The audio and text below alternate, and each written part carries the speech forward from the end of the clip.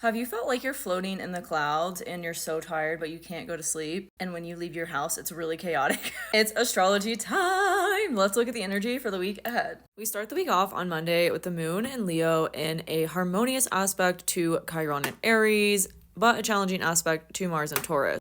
This is going to bring about some major healing when we take action from a place of discomfort, doing things that we don't normally do, but we know ultimately will bring us healing, growth, and joy. With Mars getting closer to Uranus this week, we are being asked to take action on the unconventional, things that are going to propel us out of our comfort zone, but ultimately are going to bring us a feeling of joy, fun, expansion, and abundance. This is showing up for me in my area of community, 11th house, and vulnerability and intimacy, 8th house. I'm a Libra rising.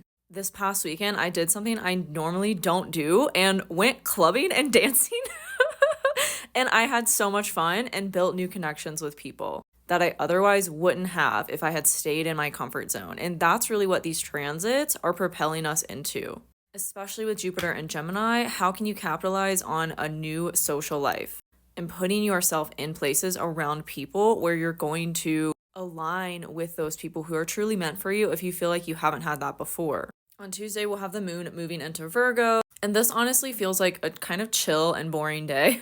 We might make some adjustments, refinements to the mundane things in our life. Y'all been asking me when the chaos chills out. Tuesday feels like it. On Wednesday, we'll be reevaluating our dream and how we're building a foundation for that, as the moon will be opposite Saturn in Pisces, and they both will be squaring Jupiter. This is a T-square, the release of which happens through the opposite sign of the apex. This is the apex, Jupiter and Gemini. The opposite sign is Sag. So how can you embrace your most adventurous spirit and fun nature? This is showing up for me by taking an impromptu road trip. Sagittarius rules my 3rd house, so it makes sense.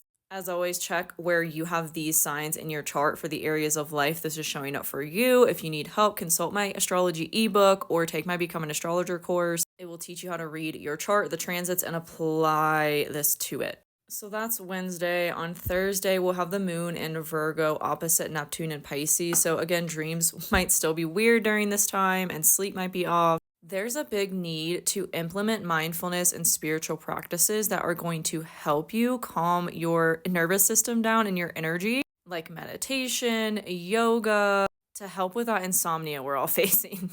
Also on Thursday, Venus will be moving into Leo. We've had Mercury there for about a week, but with Venus joining it, the focus is going to be on our values and our finances, how we can make money and fill our life with things that truly bring us joy, that Leo energy. We're still in Cancer season after all, so this time is about focusing on doing things that bring you a sense of support and nourishment. What nurtures you and what nurtures your joy and your fun side. Life doesn't have to be so hard and serious like we've conditioned that it has to be. The more fun, playful energy you embody, the better life will be for you.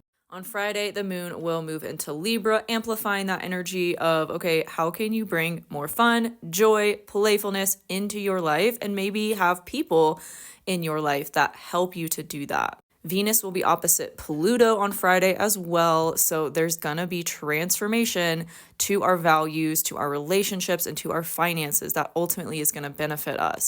On Saturday, we will have the moon in Libra opposite Chiron, bringing healing to all of those things, amplified by the fact that the sun will be in a challenging aspect with Chiron and the moon on Saturday as well. This feels like a week of big, much needed change and growth.